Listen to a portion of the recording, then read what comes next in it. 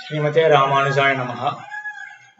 சென்ற உபன்யாசத்திலே அத்வைத மதம், சங்கரருடைய மதம் என்ன அப்படின்றதை சுருக்கமாக பார்த்தோம். பிரம்மம் ஒன்று மட்டும்தான் உண்மை. உலகமானது பிரம்மத்திலே அத்தியஸ்தமாக இருக்கின்றது, ஏறிடப்பட்டுள்ளது. எப்படி கயிற்றிலே பாம்பானது ஏறிடப்படுகின்றதோ அதே போல உண்மையாக பாம்பு கிடையாது. அதே போல உலகம் உண்மை கிடையாது, வெறும் பிரம்மம் மட்டும்தான் இருக்கு. பிரம்மத்தை பார்த்து ஜகத்து அப்படின்னு தோன்றுகின்றதை ஒழிய உண்மையாக செல்போனோ லேப்டாப்போ டேபிள் சேர் எதுவுமே கிடையாது, பிரம்மம் மட்டும்தான் இருக்கு என்பது அத்வைத மதம். இந்த உலகத்திலிருந்து விடுதலை அப்படின்றது எப்படி? இந்த உலகமானது பொய் அப்படின்ற ஞானம் ஏற்பட்டாலே உலகம் என்கிற தோற்றமானது போயிடும், அதுவேதான் மோட்சம். இப்படி இருக்கையில் கர்மத்துக்கு எங்க பயன் உள்ளது? ஒரு செயலை செஞ்சு உலகத்தை போக்கிக்க முடியாது. கையை தட்டினால் அந்த பாம்பு போகாது, ஏன்னா அங்க பாம்பு இல்லையே.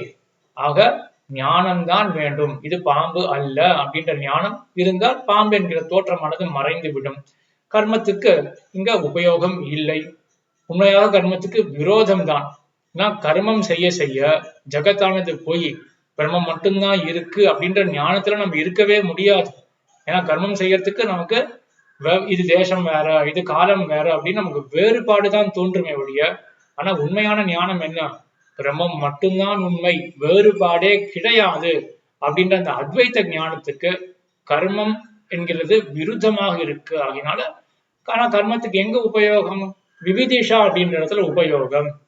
ஞானம் வேண்டும் அப்படின்ற ஆசை இருக்கு இல்லையா, அது கலப்பி விட்டுட்டு கர்மத்துக்கு அதுக்கு மேல வேலை கிடையாது.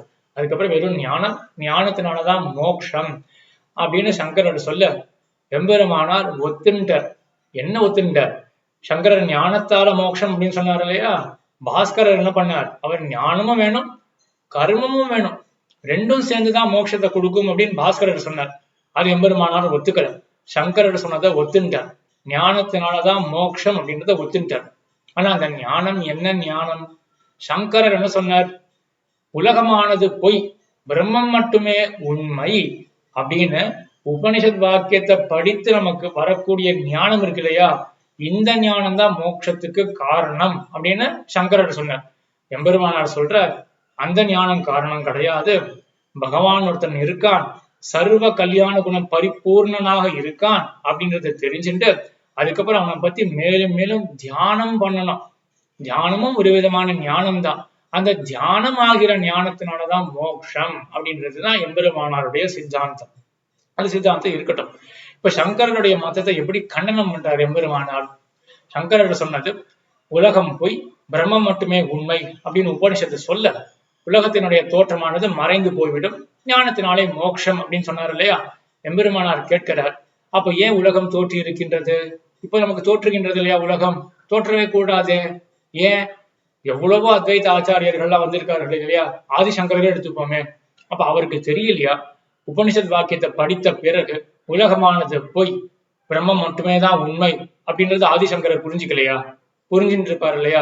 அப்ப புரிந்து அந்த புரிதல் ஏற்பட்டிருக்குமே என்றால் அப்ப அப்பவே தோற்றமானது மறைஞ்சிருக்கணுமே. ஏன்னா சங்கரருடைய மதம் என்ன? உலகமானது போய் பிரம்மம் மட்டுமே உண்மை அப்படின்ற ஞானம் ஏற்பட்டாச்சுன்னா ஞானத்தினால தோற்றம் மறைஞ்சு போயிடணும் இல்லையா.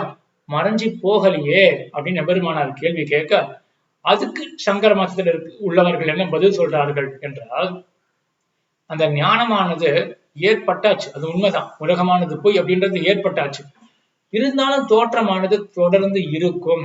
அதுக்கு ஒரு உதாரணம் இருக்கு. எப்படி?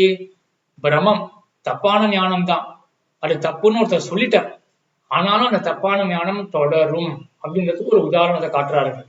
என்ன உதாரணம் என்றால், சந்திரன் ஒண்ணுதானே, ஆகாயத்துல ஒரு சந்திரன் இருக்கான். ஆனா ஒருத்தருக்கு கண்ணில கோளாறு, அந்த கோளாறுனால ரெண்டாக சந்திரன் தெரியறது.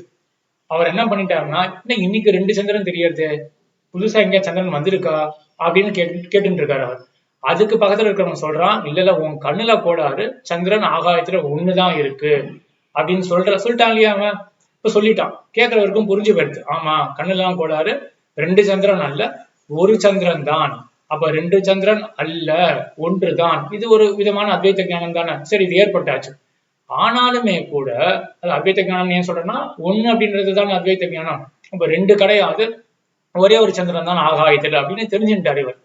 ஆனாலும் அவருக்கு அந்த தோற்றம் மறையாது இல்லையா, 2 சந்திரன் அப்படின்றதுதான் தோற்றி இருக்கும். அதே போலதான் இங்கேயும் உலகமானது பொய் அப்படின்ற ஞானம் ஏற்பட்டாலுமே கூட உலகமானது தோற்றின்றேதான் இருக்கும். அந்த இடத்துல அந்த கண்ணினுடைய கோளாறு சில நாள் மறைஞ்சு போயிடும் இல்லையா, அதுக்கப்புறம் 2 சந்திரனானது ஒன்னாக தான் தெரியும். அதே போல இங்கேயும் சில நாள் கழிச்சு மறைஞ்சு போயிடும், உலகத்தினுடைய தோற்றம் மாய்ந்து போய்விடும் அப்படின்னு பதில் சொல்ல, அதுக்கு எம்பெருமானார் சாதிக்கிற அந்த இடத்துல 2 சந்திரன் அப்படின்ற அந்த இடத்துல என்ன இருக்குன்னா, கண்ணுல இருக்கக்கூடிய கோளாறு அப்படின்றது உண்மை, அது ஞானத்தினால அழியாது. சொல்றவர் இருக்கார் இல்லையா, அவர் 2 சந்திரன் அல்ல, ஒரு சந்திரன் தான் உண்டு அப்படின்னு சொன்னதுனால இவருடைய கண்ணுடைய கோளாறு போயிடுமா? அந்த கண்ணுடைய கோளாறு அப்படியே இருக்கும். அது மருந்து சாப்பிட்றதுனால ஏதோ ஒரு காரணத்தினால அந்த கண்ணில் இருக்கக்கூடிய கோளாறானது மாய்ந்து போய்விடும். அதுக்கப்புறம் தோற்றம் மறையிறது அப்படின்னா ஒத்துக்கலாம். ஆனா இங்க என்ன இருக்குன்னா, பிரம்மம் ஒன்றுதான் உண்மை அப்படின்னு தானே நீங்க சொல்றீங்க, அதான அத்வைத்தம். அப்ப பிரம்மம் ஒண்ணு இருக்கு, தோஷம் ஏதோ ஒரு கோளாறு அப்படின்னு மத்தொன்னு இருக்கு, அந்த கோளாறுனால உலகத்தினுடைய தோற்றம் இருக்கு. இப்ப சொல்லியாச்சு உலகம் உண்மை கிடையாது, அந்த கோளாறுனால்தான் அப்படின்னு சொன்ன பிறகும் கூட அந்த கோளாறு கடிகிற வரையிலும் உலகத்தினுடைய தோற்றம் இருக்கு அப்படின்னு சொன்னா பரவாயில்ல. அப்படி சொன்னா என்ன ஆகும்னா அத்வைத்த மதமானது போயிடுமே. ஏன்னா அத்வைத்த மதத்துல என்ன, பிரம்மம் ஒன்று மட்டும்தான் உண்மை அப்படின்னு, தனியா தோஷம் அவித்யா அஜ்ஞானம் அப்படின்ட்டு தனியா ஒண்ணு கிடையாது, உண்மையாக ஒண்ணு கிடையாது. அப்ப பிரம்மம் மட்டும்தான் உண்மை, மற்றது எல்லாமே தோற்றம் அப்படின்னா பிரம்மம் மட்டும்தான் உண்மை மற்றது கிடையாது அப்படின்னு சொன்ன மாத்திரத்திலேயே எல்லாமே மறைஞ்சு போயிடணும் இல்லையா. எதிரில கயிறு மட்டும்தான், அது பாம்பு கிடையாது அப்படின்னு சொன்ன மாத்திரத்திலேயே அந்த பாம்பானது அங்க மறைஞ்சு போயிடுது இல்லையா. அதே போலதானே இங்கேயும் இருக்கணும், பிரம்மம் மட்டும்தான் உண்மை மற்றதெல்லாம் பொய் அப்படின்னு சொன்ன மாத்திரத்திலே எல்லாமே போயிடணுமே. ஆகையினால இது ஒரு விஷயம்.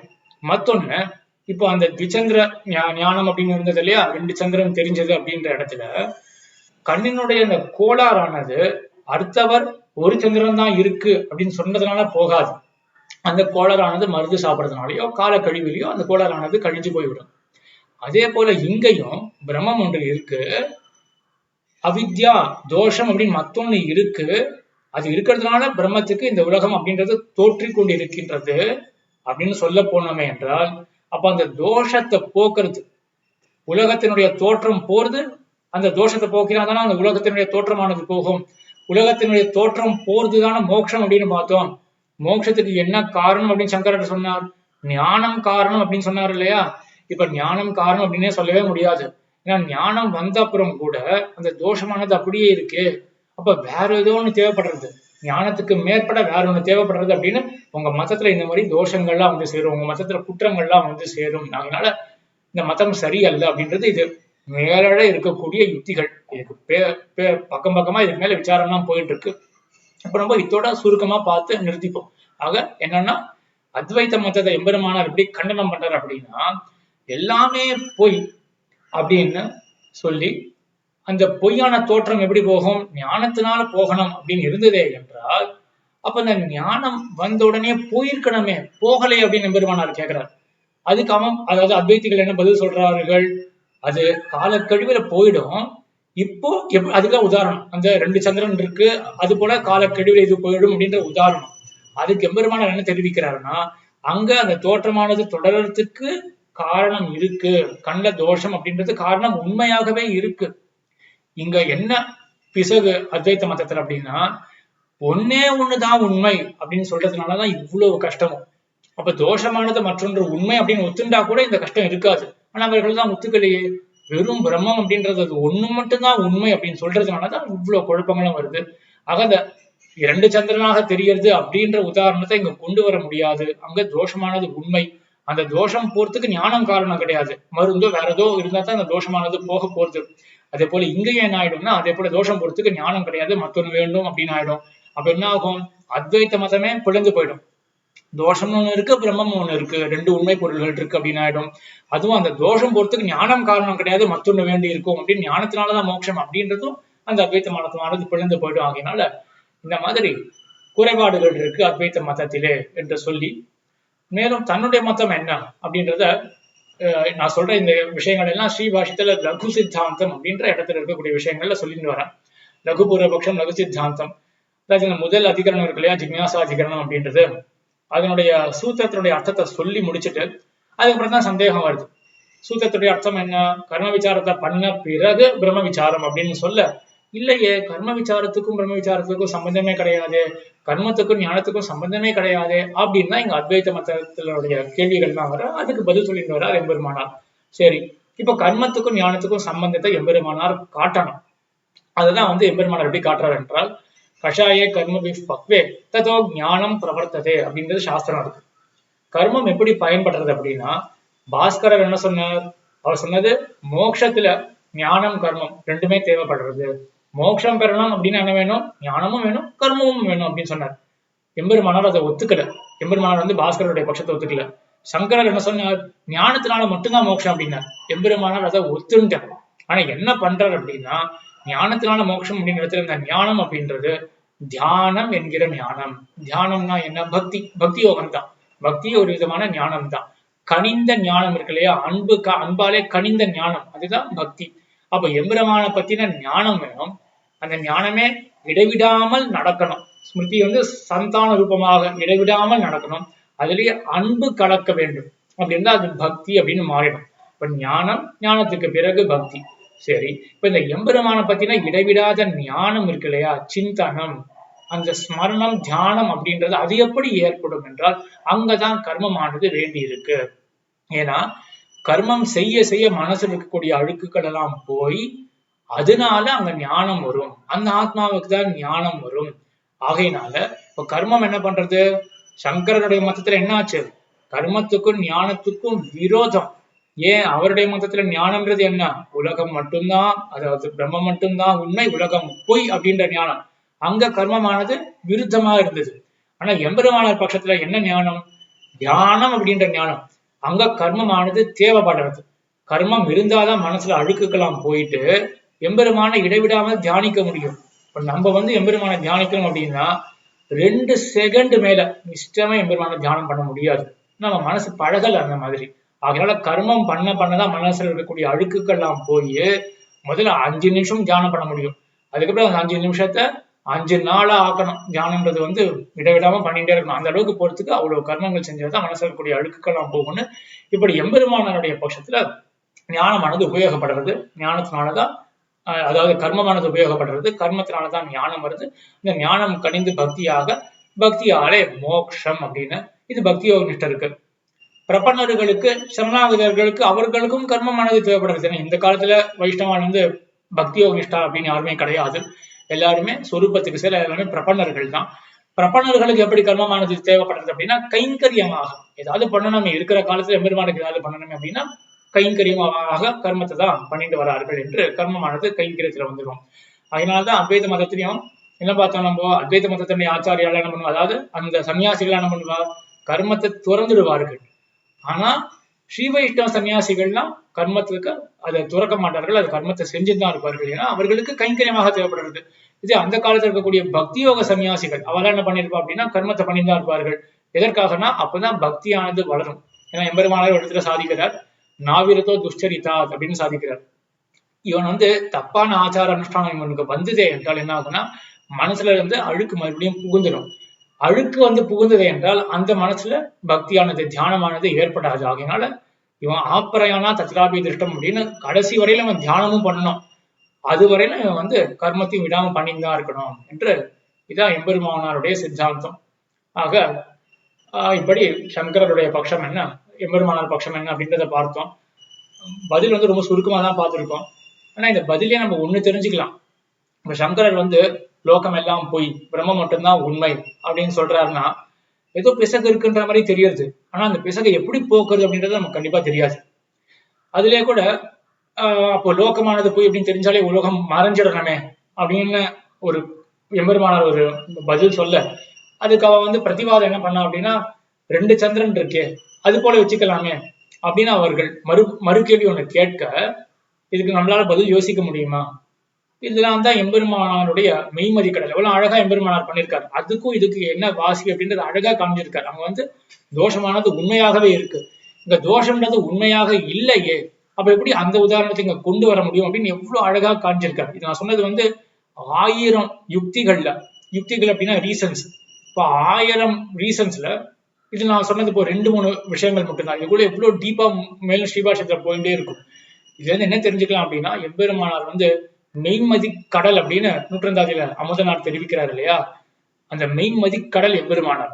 அவ்வளவு ஞானம் எம்பெருமானாருக்கு. அப்படி எல்லாத்தையும் அனலைஸ் பண்ணி அழகா சொல்லக்கூடியது ஸ்ரீபாஷத்தை வாசிக்க அவரை ரசிக்க முடியும். எம்பெருமானாருடைய அந்த மெய்மதி கடலாக இருக்கக்கூடிய தன்மையை கூடவே சேர்த்து எம்பெருமானார் எப்படிப்பட்டவர், காரை கருணை ராமானுசா அப்படின்னு இப்பேற்பட்ட ஞானத்தை கொண்டவர், அப்பேற்பட்ட கருணை உள்ளம் படைத்தவர். பரத்தும் சௌலபியம் அப்படின்னு எம்பெருமான இடத்துல சொல்றோம் இல்லையா, பரத்தும் சௌலபியம் சேர்ந்து இருக்கிறதுனாலதான் பகவானுக்கு ஏற்றம். அதே போலதான் இங்க எம்பெருமானாரும் அப்பேற்பட்ட ஞானியானவர், அப்பேற்பட்ட பக்தராகவும் அப்பேற்பட்ட சுலபராகவும் இருக்கார் இல்லையா. அதனால்தான் லோக்கமெல்லாம் எம்பெருமானார் திருவடிகளே சரணம் அப்படின்னு இருக்கு.